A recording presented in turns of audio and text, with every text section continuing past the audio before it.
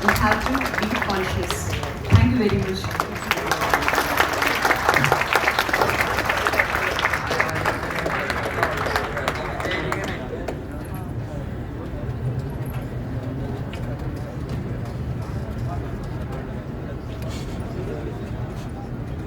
Thank you so much, for your experience, insights, and also for the students. So now I request Sri Komera Ankarao Garu, Advisor to the Government of AP. So please share your valuable insights for our students. And you had a vast experience in afforestation, so that's why you have been recognized for the Advisor for the Government of Andhra Pradesh. So we request you to please share your experience for our students, and we hope that the students will take this as a lead and will go forward in the future. I invite you, sir.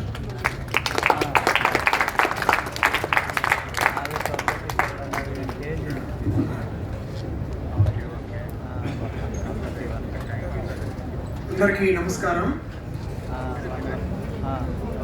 ఈరోజు ఈ యొక్క అందమైన కార్యక్రమాన్ని ఏర్పాటు చేసిన 1 year life వారికి, అలాగే KL university వారికి సంయుక్తంగా ఈ యొక్క కార్యక్రమాన్ని ఏర్పాటు చేస్తున్నారు. వారి ఇరువురికి కూడా నా యొక్క హృదయపూర్వక నమస్కారములు. అలాగే ఈ యొక్క కార్యక్రమానికి నాతో పాటుగా ముఖ్య అతిథులుగా వచ్చిన గుంటూరు జిల్లా డిఎఫ్ఓ గారికి, హిమశైలజ గారికి, అలాగే ఈ యొక్క కార్యక్రమానికి మరో ముఖ్య అతిథి డి సీతారామయ్య గారు, తాడేపల్లి మండలి అమ్మారావు గారు, అలాగే కోనేరు శివకాంచన లత గారు, వారికి కూడా నా యొక్క హృదయపూర్వక నమస్కారాలు. ఈ యొక్క యూనివర్సిటీలోకి మేము ప్రారంభంలో వస్తున్నప్పుడు ఇక్కడున్న ఆకుపచ్చని ప్రపంచం చూసి మేము మైమర్పించిపోయాం. ఎంతగా మైమర్పించిపోయామంటే, నల్లమల్ల అడవి అనేది 2 తెలుగు రాష్ట్రాలకి గుండెకాయ వంటిది. అంటే ప్రపంచానికి గుండెకాయ అమెజాన్ అడవులు అయితే, 2 తెలుగు రాష్ట్రాలకి నల్లమల్ల అడవి గుండెకాయ లాంటిది. ఇది 2 తెలుగు రాష్ట్రాలకి నాభి స్థానంలో ఉంటుంది. మనం శ్రీశైలం దాటి ఒక 10 కిలోమీటర్ల లోపలికి వెళ్ళినట్లయితే ఎంత అయితే చెట్లు ఎత్తుగా ఉన్నాయో, ఎంతైతే ఒక చెట్టుకి ఒక చెట్టు పెన వేసుకుపోతుందో, ఎంతైతే చెట్లు విశాలమైన హృదయంతో ప్రేమను చాచుతాయో, అదే మాదిరిగా ఇక్కడ ఆకుపచ్చని ప్రపంచం తయారైంది. ఈ ప్రపంచానికి సృష్టికర్తలకు కూడా నా యొక్క హృదయపూర్వక నమస్కారాలు కేఎల్ యూనివర్సిటీ వారికి.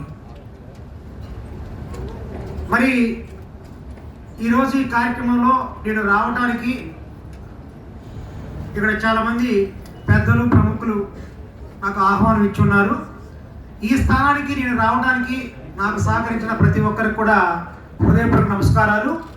అలాగే ఒక సాధారణ వ్యక్తి అయినటువంటి ఒక ఫారెస్ట్ మ్యాన్గా ఉన్న నన్ను ఆంధ్రప్రదేశ్ రాష్ట్రానికి సలహాదారుడిగా ఎఫారెస్టేషన్ కోసం నియామకం చేసిన గౌరవ సీఎం గారికి, డిప్యూటీ సీఎం గారికి నా యొక్క హృదయపూర్వక నమస్కారాలు.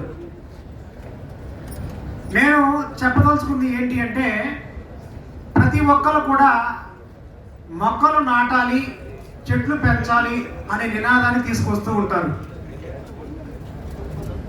చెట్లు పెంచని వాళ్ళు కూడా ఇదే మాట అంటూ ఉంటారు, మొక్కలు నాటిన వాళ్ళు కూడా ఇదే మాట అంటూ ఉంటారు. అంటే ఇది ఒక అందమైన పదం. మొక్కలు నాటండి అంటే ఒక అందమైన పదం కాబట్టి ఈ శ్లోకం అందరూ ఇస్తూ ఉంటారు. కానీ చాలామంది దీన్ని ఆచరణ చేయరు. దయచేసి అలాంటి మాటలకి, ప్రకటనలకి పరిమితం కాకూడదు అని ప్రతి ఒక్కరు కూడా ప్రేమపూర్వకంగా ఈ మొక్కలని పెంచాలి, నాటాలని చెప్పి నా యొక్క హృదయపూర్వక అభ్యర్థన. ఎందువల్ల పెంచాలి? సమాజం కోసం మొక్కలు పెంచమంటే ఎవరు పెంచరు. అందులో స్వార్థం ఉండాలి, స్వార్థం చూపించాలి, ఉపయోగాలు మనం చెప్పాలి, ఖచ్చితంగా మొక్కలు నాటుతారు. మీకు ఉపయోగం ఏంటి అనేది మీకు చెప్తాను. మొక్కలు మీరు సమాజం కోసం నాటొద్దు, మా కోసం నాటొద్దు, మీకోసం, మీ కుటుంబం కోసం నాటుకోండి. ఎవరైనా అంతే. ఇది స్వార్థమైన ప్రపంచంలోకి వచ్చాం, కలియుగం మధ్య భాగానికి వచ్చాం. ఒకరి కోసం ఒకరు త్యాగాలు చేసే రోజులు లేవు. కనీసం ఒక మంచి పని షేర్ చేసే పరిస్థితి కూడా లేదు వాట్సాప్లో.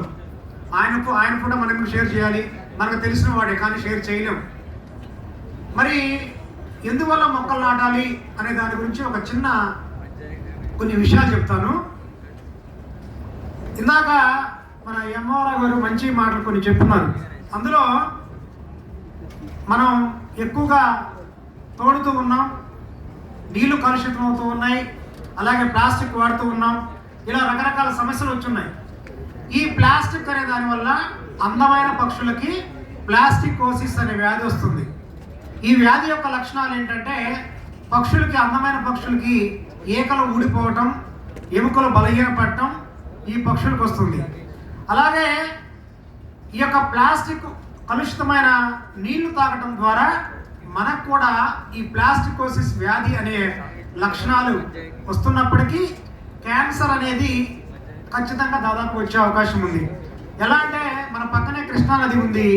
ఈ కృష్ణానది ఇక్కడ కింద భాగంలో అందంగా ఉన్న పై భాగం పల్నాడు తెలంగాణ రాష్ట్రం నుంచి ఎద్దువాగు అని చెప్పి, నాగిలేరు అని చెప్పి, చంద్రవంక అని చెప్పి, గొడ్డేరు వాగు అని చెప్పి ఎన్నో రకాల ఉపనదులు, నల్లమల్ల అడవిలో పుట్టిన ప్రతి ఒక్క ఉపనది కూడా కృష్ణానదిలో కలుస్తుంది ఎత్తిపోతల కాడ నుంచి.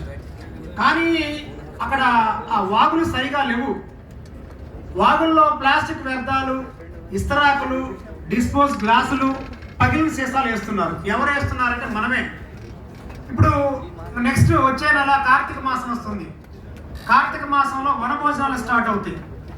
ప్రతి ఒక్క బ్యాచ్ కూడా అడవుల్లోకి, నది ఒడ్డు ప్రాంతాలకు వెళ్ళడం, అక్కడ తినటం, అక్కడ డీజే పెట్టుకోవడం, 4 పాటలు పెట్టుకోవడం, ఏ కులం అయితే ఆ కులం పాటలు, ఏ పార్టీ అయితే ఆ పార్టీ పాటలు పెట్టుకోవడం, ఆ ప్రకృతి మొత్తం పాడు చేసి రావడం.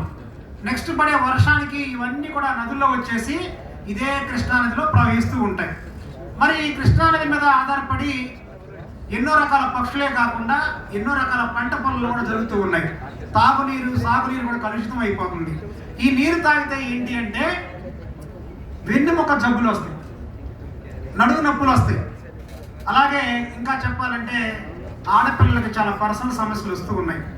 కొన్ని ప్రాంతాల్లో మనం వెళ్ళినట్లయితే చిన్న చిన్న పిల్లలు, 10 సంవత్సరాల పిల్లలు రజస్వాలు అవుతూ ఉన్నారు. ఇది చాలా బాధాకరం. మరి వీటన్నిటికీ మనం ఏం చేసుకోవాలి అంటే ప్లాస్టిక్ వాడకం ఆపేయమంటే ఎవరు ఆపేయరు, ప్రత్యామ్నాయం చూసుకోవాలి. ఎవరన్నా ప్లాస్టిక్ ఆపేస్తారా? చెప్పండి, ఎవరన్నా ఆపేస్తారా? ఎవరు ఆపరు. సెల్ ఫోన్ చూడటమే ఆపరు, ప్లాస్టిక్ ఆపుతామా? సెల్ ఫోన్ చూడటమే మనం ఆపం కదా. అలాంటి ప్లాస్టిక్ అనేది ఆపం. ఎందుకంటే ప్లాస్టిక్ మనలో ఒక భాగం అయిపోయింది. ఏ మాదిరిగా అయిపోయిందంటే మన సెల్ ఫోన్ యొక్క పౌచ్ కూడా ప్లాస్టిక్కే. తీసేస్తామా? సెల్ ఫోన్కి ఉంది, ఎవరు తీసేయలేం. మరి ఏం చేయాలి? మరి వెన్నుముక నొప్పి వస్తే పరిస్థితి ఏంటి? ప్లాస్టిక్ వల్ల. క్యాన్సర్ వస్తే మనకేంటి పరిస్థితి ఏంటి? ఏం చేద్దాం మరి క్యాన్సర్ రాకుండా మన ఇంట్లో? చెప్పండి. మన ఇంట్లో కొన్ని రకాల వృక్షాలు ఉండాలి. ఒకటి లక్ష్మణఫలం మన ఇంట్లో ఉండాలి. లక్ష్మణఫలం చెట్టు ఎవరికైనా ఐడియా ఉందా? తెలిసిన వాళ్ళు చేయి పైకి ఎత్తండి. లక్ష్మణఫలం చెట్టు. సీతాఫలం తెలుసా? రామఫలం. ఈ 3 కూడా ఒకే జాతి ఫలాలు. ఈ 3 చెట్లు కూడా మన ఇంటి ప్రాంతాల్లో ఉండాలి. ఏంటి లక్ష్మణఫలం ఉంటే ఏంటి అంటే క్యాన్సర్ వ్యాధి రాకుండా కాపాడేది లక్ష్మణఫలం. క్యాన్సర్ వ్యాధి వచ్చినా కూడా మొదటి స్టేజ్లో ఈ పండు తింటే క్యాన్సర్ వ్యాధి రాదు. కాబట్టి ప్రత్యామ్నాయంగా మనం ఈ యొక్క వృక్షాన్ని మన ఇంటి ఆవరణలో ఈ యొక్క వృక్షాన్ని వేసుకోవాలి. అంటే కోసం వేసుకున్నప్పటికీ భూమి తాను ఇస్తున్నాం లేదా? ఒకటి. రెండోది, మనకు వెన్నుపూస నొప్పి వస్తుంది. మనం ఏం చేయాలి? మన ఇంట్లో వెన్నుపూస నొప్పి వస్తే ఏం చేయాలి? టాబ్లెట్ వేసుకోవాలా?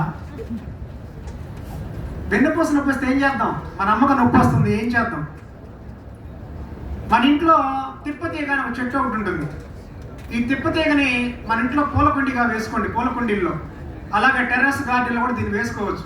ఈ తిప్పతీగ కషాయాన్ని ఎవరైతే తాగుతారో వాళ్ళకి నడుముల నొప్పులు ఉండవు, వెన్నుపూస నొప్పి ఉండదు, షుగర్ వ్యాధి అదుపులో ఉంటుంది, బీపీ కూడా కంట్రోల్లో ఉంటుంది, గ్యాస్ట్రిక్ సమస్య కూడా ఉంటుంది. ఇది ఒక మంచి దివ్యమైన ఔషధ మొక్క. ఇది మన ఇంట్లో ఉండాలి.